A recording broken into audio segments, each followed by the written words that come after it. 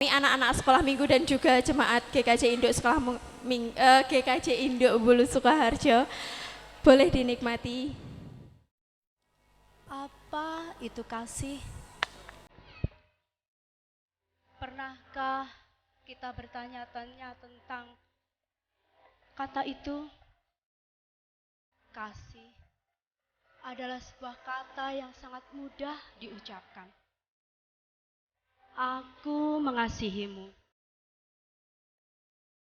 Sebuah kata yang sangat sederhana, tetapi sulit untuk melakukannya, bukan? Pernahkah terbesit di dalam pikiran kita demikian? Benarkah kita benar-benar mengasihi? Benarkah kita sudah belajar tentang kasih? Sudahkah kita melakukannya di setiap saat, dimanapun kita berada?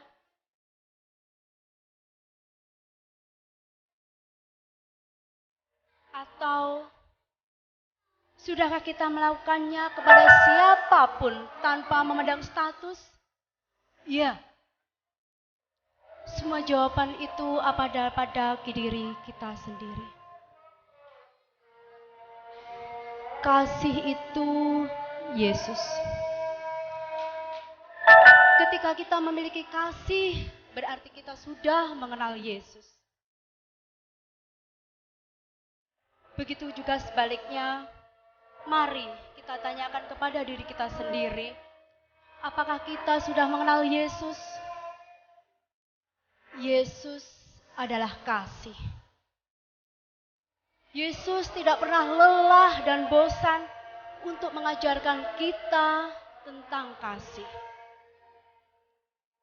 Yesus melakukannya dimanapun, kapanpun, dan untuk siapapun. Hingga ia pernah mengalami penolakan, cemoohan, dan bahkan kebencian. Benar, kita belum bisa sempurna menjadi seperti Yesus.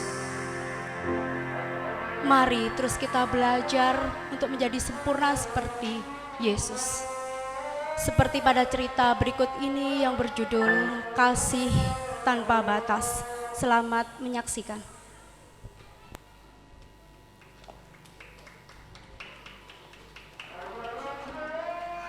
Di suatu masa,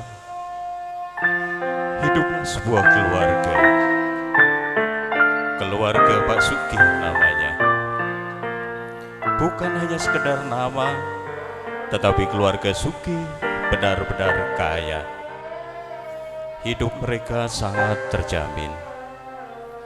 Semuanya serba tercukupi.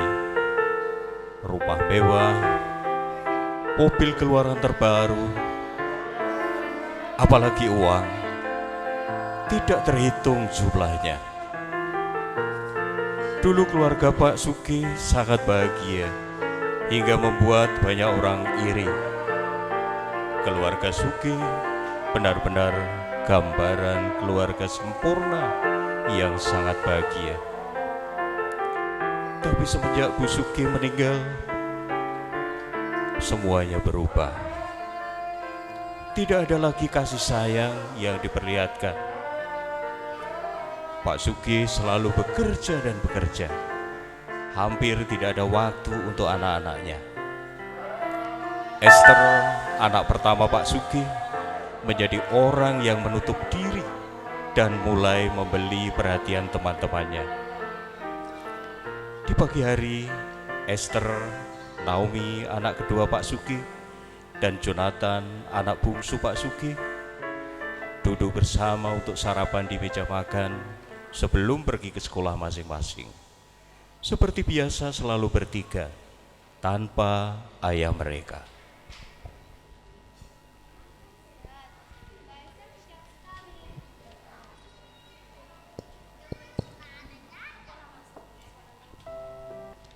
Mbak nanti pulang malam, ada ekstrakurikuler di sekolah. Mbak berangkat dulu.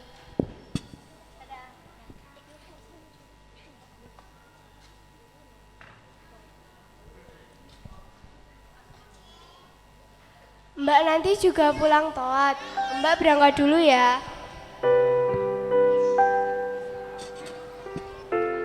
Kini tinggal Jojo sendirian di meja makan. Seperti biasanya, Jojo hanya memainkan sarapannya. Di umurnya yang sudah 7 tahun, Jojo masih duduk di taman kanak-kanak. Jojo memang sedikit memiliki keterbatasan dalam hal belajar, tetapi dia tumbuh menjadi anak yang ceria dan semangat.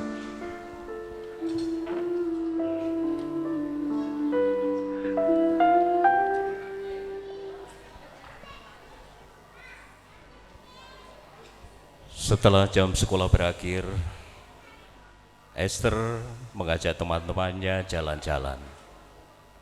Setelah membelikan beberapa barang untuk teman-temannya, Esther mengajak teman-temannya untuk makan di kafe.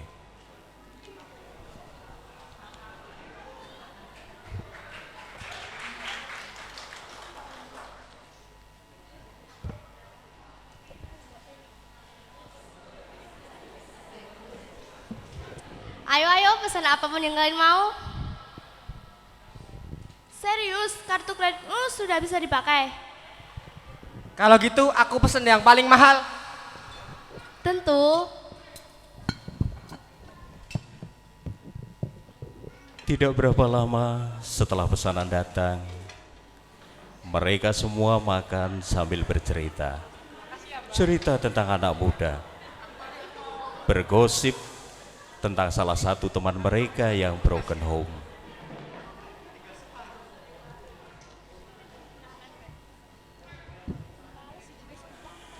Setelah selesai makan, satu persatu teman Esther meninggalkan Esther dengan berbagai alasan.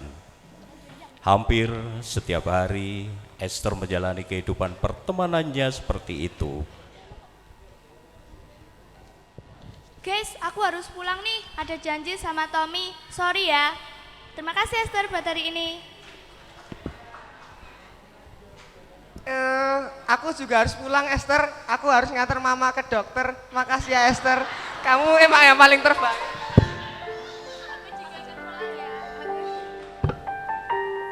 Begitu pula dengan kedua teman Esther lainnya yang pamit secara bersamaan. Esther selalu berakhir sendirian di sebuah kafe ataupun tempat lainnya. Esther selalu menghabiskan banyak waktu dan pulang keluar rumah di atas jam 7 malam.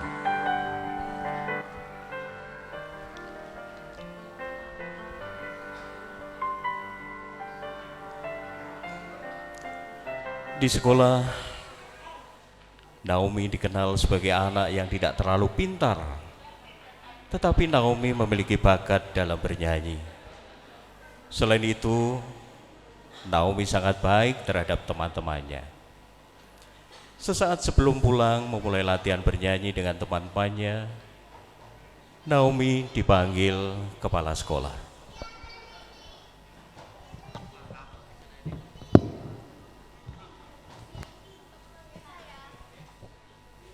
Naomi ya? Oh ya, silakan duduk Naomi.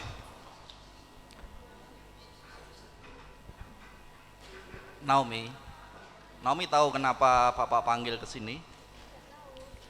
Begini Naomi, Bapak dengar Naomi itu pinter nyanyi, suaranya bagus. Karena Bapak tahu siapa orang tua Naomi, Ibu Naomi juga penyanyi. Nah itu begini, sekolah kita dapat undangan untuk lomba solo. Nah, kemarin Bapak sekolah sudah berbicara dengan Bapak Ibu guru untuk memilih Naomi untuk mewakili sekolah kita dalam lomba menyanyi itu. Serius, Pak? Oh, serius. Gimana? Mau nggak? Nah, kalau mau, nanti Naomi latihan ya. Siapa tahu nanti Naomi menang. Kalau sudah menang nanti bisa ikut lomba tingkat nasional. Nah itu kan, nah ya. Latih Hari ya, ini Naomi. Ya boleh sekarang begitu. menjadi hari Silakan nanti yang berlatih, menggembirakan ya. untuk Naomi. Karena impiannya untuk menjadi seorang penyanyi perlahan mulai terwujud. Dia sangat bahagia sampai akhirnya dia teringat ayahnya yang membuatnya menjadi sedih. Mungkin berita ini akan menjadi berita buruk bagi ayahnya. Setiap kali Naomi bicara tentang cita-citanya menjadi penyanyi, ayahnya selalu menentang dengan keras. Ayahnya memaksakan Naomi agar belajar lebih giat lagi supaya nilainya menjadi baik.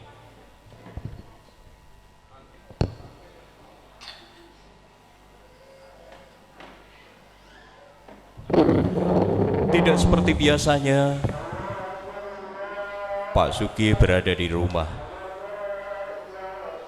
Biasanya Pak Sugi selalu pulang larut saat ketika anaknya sudah tidur. Kejadian seperti ini jarang sekali terjadi. Pak Sugi, Naomi, dan Jojo duduk bertiga di ruang keluarga. Meskipun Jojo sudah mengantuk, tetapi dia tetap ikut berkumpul.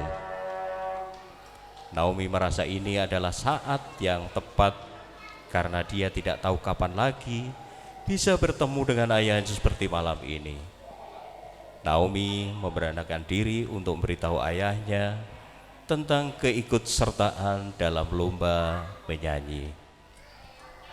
Ayah, boleh Naomi bicara sebentar?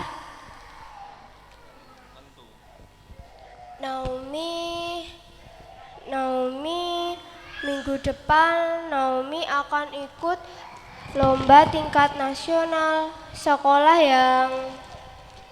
Sudah ayah bilang berkali-kali, kamu itu harus fokus, harus dulu sama sekolahmu. Apa itu nyanyi? Lupakan, jangan pikirkan yang macam-macam. Naomi sudah sangat mengerti dengan reaksi ayahnya. Itu artinya tidak akan ada lagi harapan untuknya.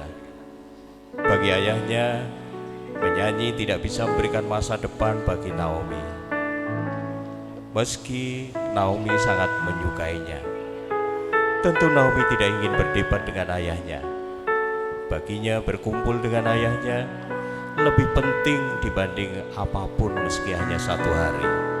Bukan, hanya beberapa jam dalam satu hari.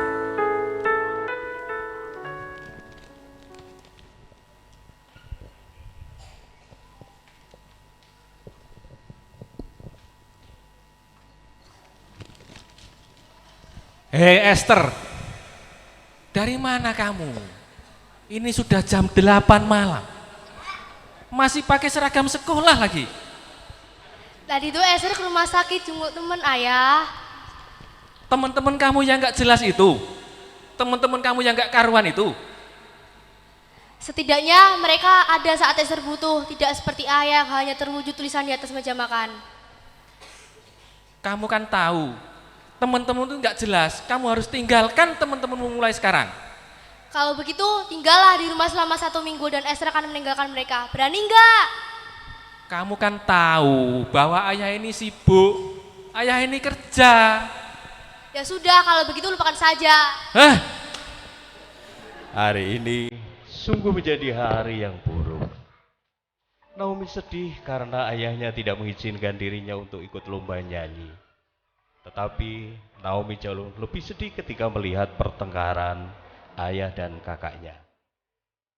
Ayahnya sangat jarang bisa meluangkan waktu. Tetapi inilah yang terjadi, pertengkaran. Dalam hati Naomi bertanya, di manakah Tuhan Yesus? Sudah lama sekali Naomi berdoa supaya keluarganya dipenuhi dengan kasih kembali, tetapi tidak ada apapun yang terjadi.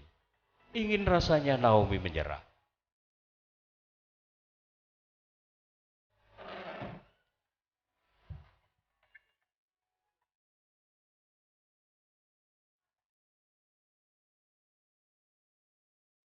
Hari ini adalah hari Minggu. Hari ini adalah hari yang selalu ditunggu-tunggu oleh Jojo. Pergi ke gereja bersama-sama. Dan ya, keinginan Jojo terwujud. Mereka pergi ke gereja bersama-sama. Biasanya Pak Sugih pergi keluar setelah dari gereja. Tetapi kali ini Pak Sugih tetap berada di rumah. Ketika Pak Sugih, Esther, dan Naomi duduk di ruang tamu, sementara Jojo berlari ke kamarnya mengambil sesuatu.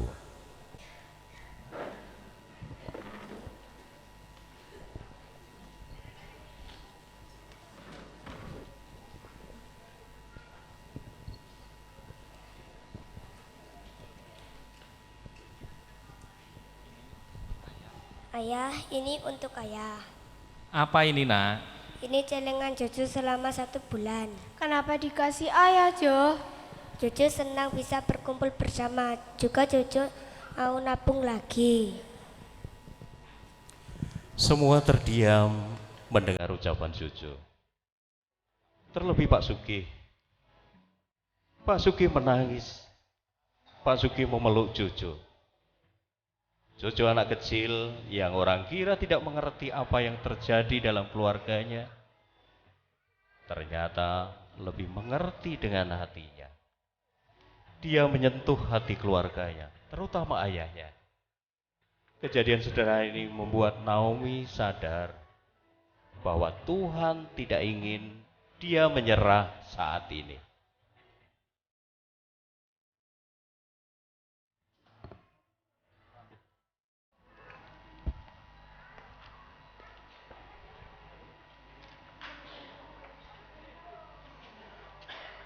Setelah kejadian tempo hari, Pak Sugih menarik kartu kredit dari Esther dan hanya diberi uang cukup untuk 1 hari. Esther tidak masalah dengan itu, karena Esther memang tidak butuh itu semua. Ketika akan pulang, Hani dan Alek menghampiri Esther.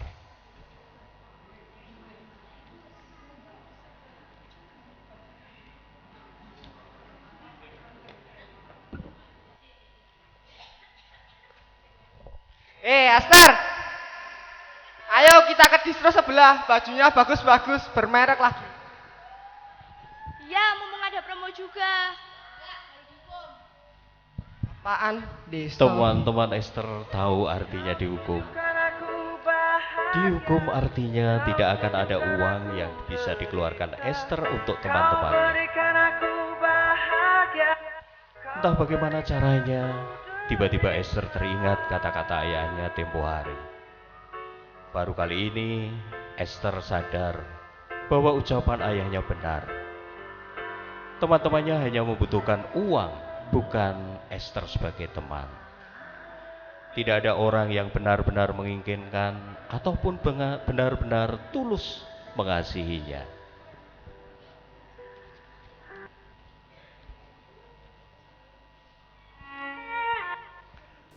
Hari sudah sangat larut, sudah pukul 11 malam.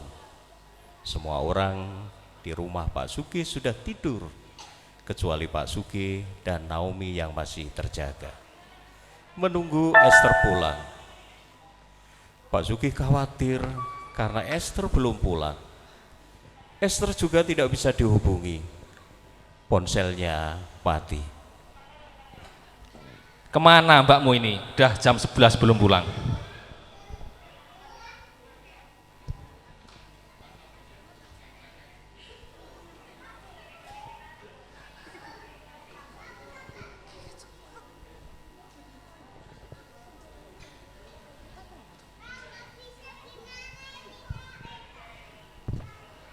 Esther, dari mana kamu? Ini udah jam 11 malam. Kamu ini perempuan.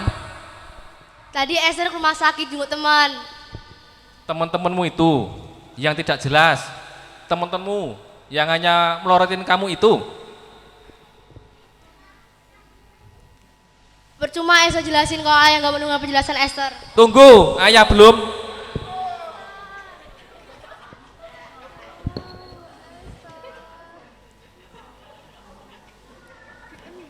Karena tidak kunjung sadar, Esther Esther dibawa ke rumah sakit.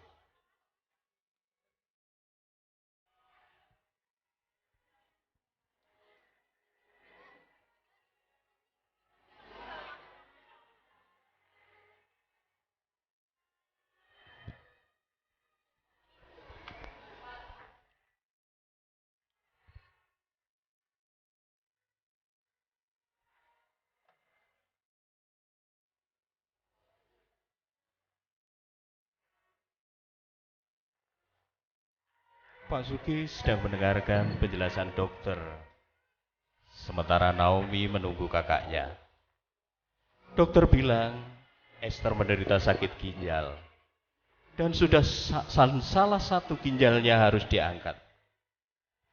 Sudah lama Esther sakit, tetapi dia tidak memberitahu siapapun termasuk ayahnya.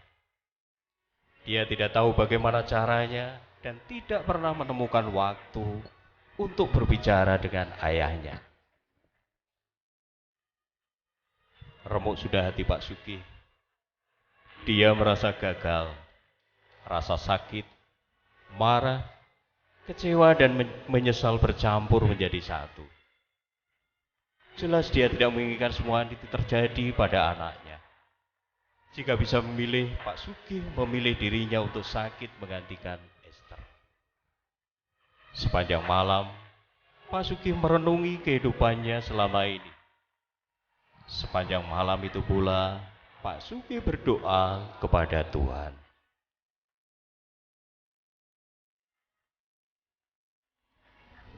Sudah 5 hari Esther berada di rumah sakit, tetapi dia tidak pernah melihat ayahnya menjenguk.